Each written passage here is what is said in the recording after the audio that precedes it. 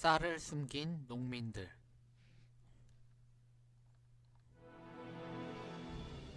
모든 것이 최악의 상태와도 같았던 해방 정국이었다. 친일파와 실업난과 물가고 300만 명이 넘는 귀한 동포와 월남인에 대한 무대책, 굶어 죽어가는 사람들, 버려지는 아이들. 그때 북쪽은 토지개혁을 실시한다는 소식이 들렸다. 헐, 들었어?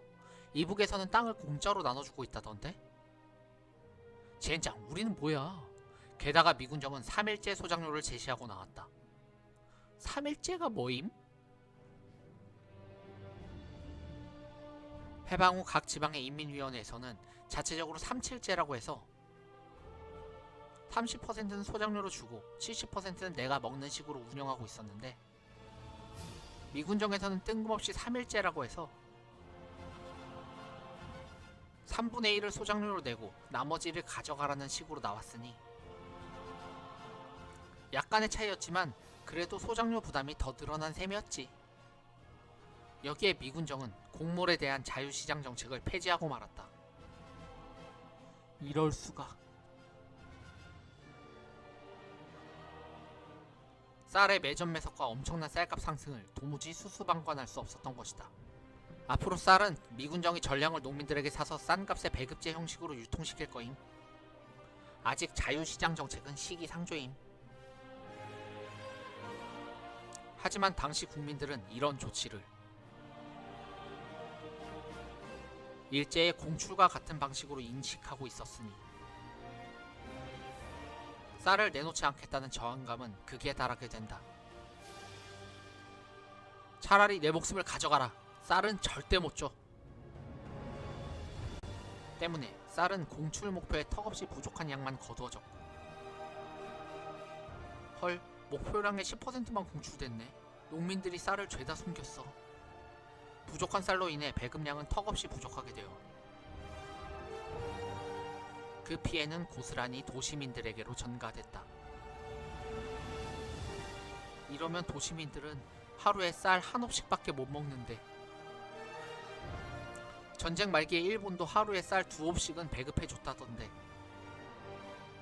심각한 물자난. 물자의 품귀 현상은 농산물에만 국한되는 게 아니었다. 행정의 공백으로부터 교통통신 시스템이 마비되어 전차를 타려면 하루 종일 정거장에서 기다려야 했고, 우체국에서는 전보 한 장 제대로 전해주지 못했다. 편지 쓰기가 활발했던 당시 해방 전에만 하루 200만 통의 편지가 왔다 갔다 했었는데, 공산품의 경우도 물자난이 심각했다. 식민지 시절의 공업이란 일본 경제의 예속적인 구조가 많았기 때문에 일본이 떠나자 당장 자본 원료 공급에 단절 현상이 나타난 것이다. 원료도 없고 임금도 못 주는데 공장은 또 어떻게 돌리나? 북한의 경우 소련 군정이 일본 기술자들을 47년도 말까지 강제로 잔류시켰기 때문에 그나마 공장을 돌릴 수 있었다지만,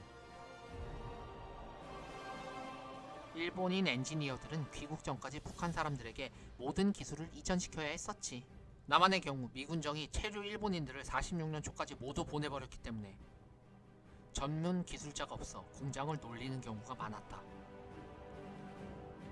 여기에 발전 설비의 80% 이상이 북한에 집중되어 있었던 바, 북한으로부터 전기 공급이 두절되어 공장을 돌리고 싶어도 돌리지 못하는 상황도 추가됐다. 그러했으니 어떠했겠는가.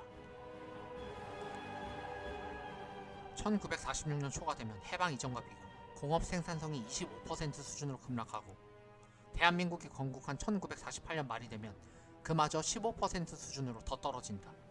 이동순 교수는 이렇게 말한다. 해방 직후에 찍어낸 각종 잡지들을 보면 당시에 심각했던 물자난을 짐작하고도 남는다. 매우 결이 거친 마분지에 구멍이 숭숭 뚫렸다든가, 재생종이에 덜 파쇄된 신문지의 활자가 군데군데 거꾸로 박혀있는 광경을 보면 눈물겹다. 더 놀라운 점은 재생종이의 투박한 표면에 수상한 고춧가루가 점잖게 박혀있었다는 것이다. 아마도 화장실 휴지의 흔적이리라. 설상가상의 콜레라 46년 6월. 이럴 때 전국적으로 콜레라가 창궐했다. 콜레라는 조선시대의 호열자라고 말하던 질병으로 보통 물을 통해서 감염되는 질병이다.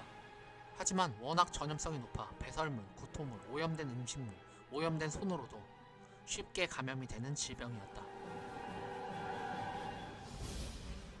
때문에 위생 수준이 열악하면 속수무책으로 당할 수밖에 없는 질병이었는데, 문제는 해방 이후에도 우리나라는 여전히